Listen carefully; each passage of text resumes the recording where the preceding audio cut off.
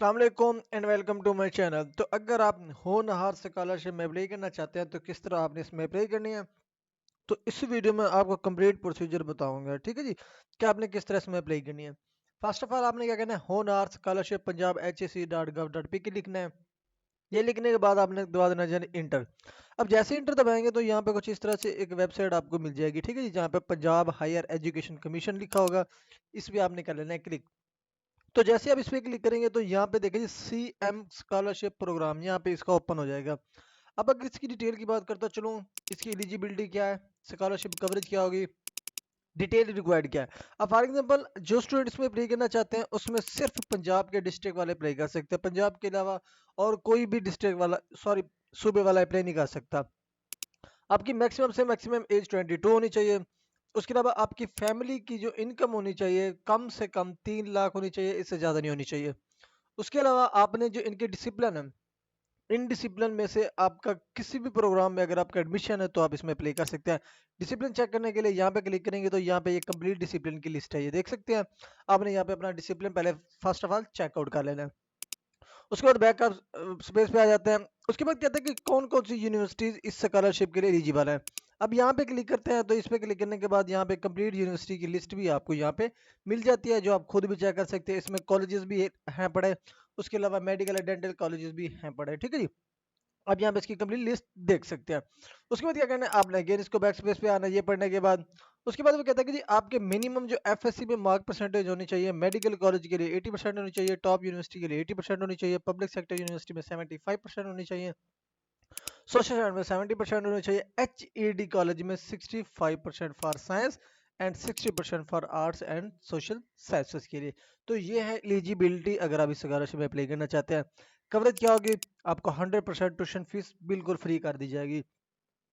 उसके अलावा required documents में आपने पर्सनल डाटा इन्फो ऐड करना है, फिर एजुकेशन डिटेल ऐड करनी है, फिर आपने सोशो इकोनॉमिक डिटेल्स ऐड करनी है। तो ये तमाम तर चीज़ें प्रोसीजर को फॉलो करके आपने अपनी एप्लीकेशन सबमिट करनी है। अब किस तरह सबमिट करेंगे, यहाँ पे आपको एक ऑप्शन मिल जाता है अप्लाई नो का, इस पर क्लिक कर लेना है। अब जैसे अप्लाई नो पे क्लिक करते हैं तो यहाँ पे इसका फर्स्ट ऑफ ऑल आपने अकाउंट क्रिएट करना है। अब यहाँ पे इंस्टीट्यूशन आपने सेलेक्ट कर लेना है, यूनिवर्सिटी है तो यूनिवर्सिटी सेलेक्ट करनी है।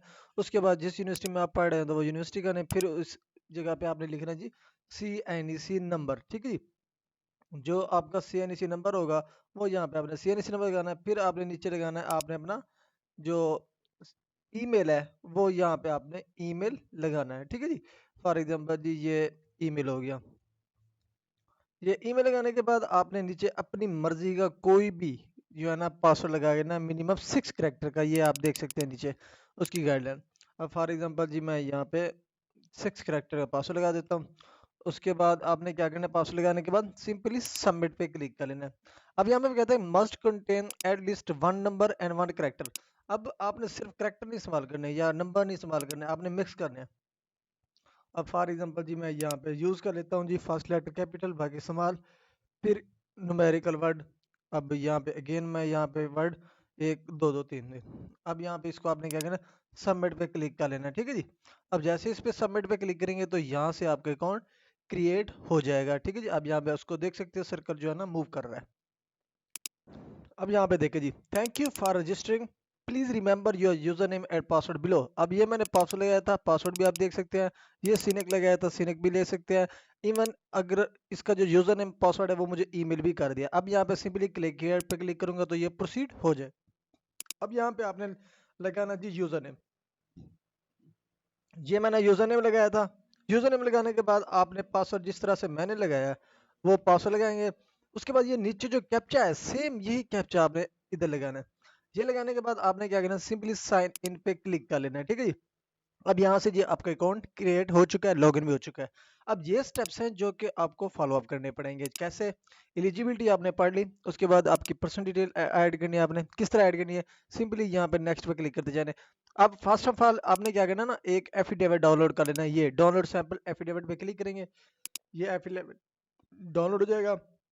अब जैसे ये डाउनलोड हो जाए इसको आपने फिलअप करना है। ये देखिए जी, इसको इनेबल एडिटिंग।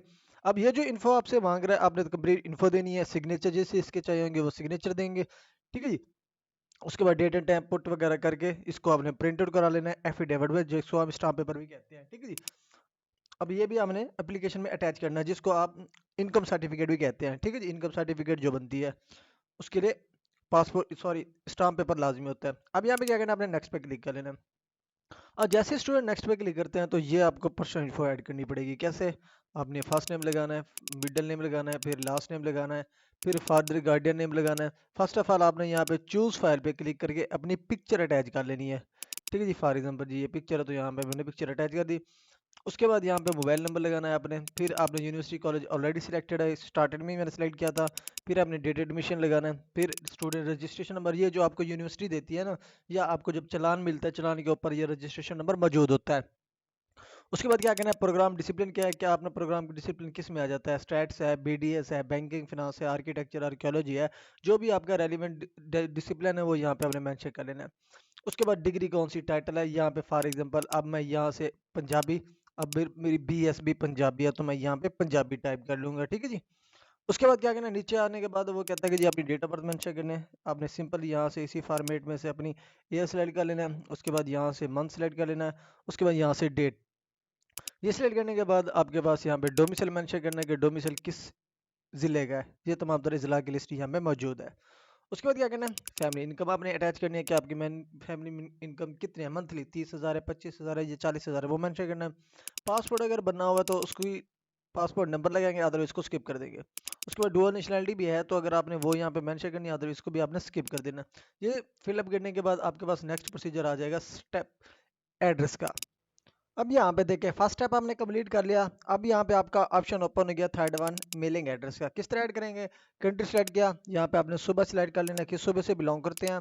आपने डिस्ट्रिक्ट मेंशन करना है, फिर आपने यहाँ पे सिटी का नेम बताना है। उसके बाद आपने पोस्टल एड्रेस बताना है, ठीक है जी। जो आपका कंप्लीट पोस्टल एड्रेस होगा वो यहाँ पे मेंशन करेंगे। ये लगाने के बाद अगर आपका मेलिंग एड्रेस और परमानेंट एड्रेस दोनों सेम है तो यहाँ पे चेक पे क्लिक करके सिंपली सेव एंड कंटिन्यू पे क्लिक कर लेना है। क्लिक कर क्या, अब यहाँ पे एजुकेशन डिटेल ऐड हो जाइए, आपने मेट्रो का एफएससी की डिटेल ऐड करनी है। अब यहाँ पे इदारे का नेम आपने लिखना है, फॉर एग्जांपल बीडब्ल्यूपी भावलपुर। यहाँ पे मैं शॉर्ट फॉर्म पे लिख देता हूँ बोर्ड। उसके बाद यहाँ पे अपना डिसिप्लिन मेंशन करना है, आपका डिसिप्लिन क्या है। उसके बाद यहाँ पे मार्क्स ऑब्टेन्ड कितने हैं, फॉर एग्जांपल 900 और 1100। ये मेंशन करने के बाद आपने नीचे थोड़ा सा स्क्रॉल करना है तो यहाँ पे आपने अपना प्रोग्राम टाइटल मेंशन करना है एफएससी का। अब यहाँ पे फॉर एग्जांपल जी एफएससी हो गया प्री मेडिकल, तो यहाँ पे मैं प्री मेडिकल टाइप कर लेता हूँ, ठीक है जी। प्री मेडिकल टाइप करने के बाद यहाँ पे इंस्टीट्यूशन नेम लिखना है आपने, किस इदारे से आपने किया है। उसके बाद यहाँ पे डिसिप्लिन और उसके बाद यहाँ पे obtain marks and total marks, ठीक है जी। आपने अपनी एजुकेशन के मुताबिक यहाँ पे इन्फो डालनी है। उसके बाद आपने सेव एंड कंटिन्यू पे क्लिक कर लेना है। अब यहाँ पे वो कहता है कि जी मैट्रिक जो है ना मेरी साइंस में है, यहाँ पे मैं मेंशन कर देता हूँ साइंस, ठीक है जी। अब यहाँ पे क्लिक किया, अब सिंपली सेव एंड कंटिन्यू पे क्लिक कर दिया। अब यहाँ पे वो कहता है कि जी करंट कोई आप जॉब तो नहीं कर रहे, नो। उसके पे क्लिक करने के बाद सेव एंड कंटिन्यू पे क्लिक कर लेना है। अब यहाँ पे वो फादर डिटेल आपसे पूछ रहा है कि आप अपनी फादर की डिटेल दें। फॉर एग्जांपल यहाँ पे आपने उनका नेम लिखना है, फिर उनका कोई अगर एनटीआर नंबर है तो वो लिखना है, फिर आपने उनका सीनेक नंबर लगाना है, ठीक है जी। अगर उनका सीनेक नंबर आपके पास जो होगा वो आपने लगाना है। फिर उनका स्टेटस लगाना है कि अलाइव्ड है या डिसीज्ड है। उसके बाद प्रोफेशनल स्टेटस बताने हैं, जॉब्स एम्प्लॉयड हैं या रिटायर्ड हैं, ठीक है जी। उसके बाद यहाँ पे आपने कंपनी का नेम लिखना है, जिस कंपनी में वो काम करते हैं। अगर डेली वेजर्स हैं तो आपने यहाँ पे डेली वेजर लिखना है, ठीक है जी। उसके बाद यहाँ पे उनका कॉन्टैक्ट नंबर आपने लगाना है, यहाँ पे डेजिग्नेशन लगाना है या मंथली, आप इसको स्किप भी कर सकते हैं, ठीक है जी। और उसके बाद यहाँ पे मदर नेम आपने लिखना है, फॉर एग्जाम्पल जी आयशा हो गया। उसके बाद एनटीआर नंबर को भी स्किप कर देंगे। उसके बाद यहाँ पे आपने सीएनईसी नंबर लगाना है उनका, ये फॉर एग्जाम्पल जी सीएनईसी नंबर हो गया। ये लगाने के बाद आपने यहाँ पे स्टेटस बताना है अलाइव। उसके बाद आपने सिंपली सेव एंड कंटिन्यू पे क्लिक कर लेना है। अब यहाँ पे वो कहता है कि जी अपनी फैमिली डिटेल ऐड करें। यहाँ पे आपने कंप्लीट फैमिली डिटेल ऐड करनी है, तमाम बहन भाइयों के नाम। यहाँ पे फैमिली नेम अली, मैं यहाँ पे सिंपली एक पुट करूंगा। Relationship brother. उसके बाद फैमिली मेंबर ऑक्यूपेशन स्टूडेंट, जो मेरा भाई है फॉर एग्जाम्पल स्टूडेंट है। ऑर्गेनाइजेशन नंबर क्या है, स्कूल का नेम लिखना है आपने जिस स्कूल में वो पढ़ रहा है। उसके बाद डेजिग्नेशन क्या है, अगेन आपने यहाँ पे स्टूडेंट टाइप कर लेना है। उसके बाद मंथली नेट जीरो। अब यहाँ पे मैं सिर्फ एक के ऐड कर लेना, आपने सारों की ऐड करनी है। उसके बाद सेव एंड कंटिन्यू में क्लिक कर लेना है।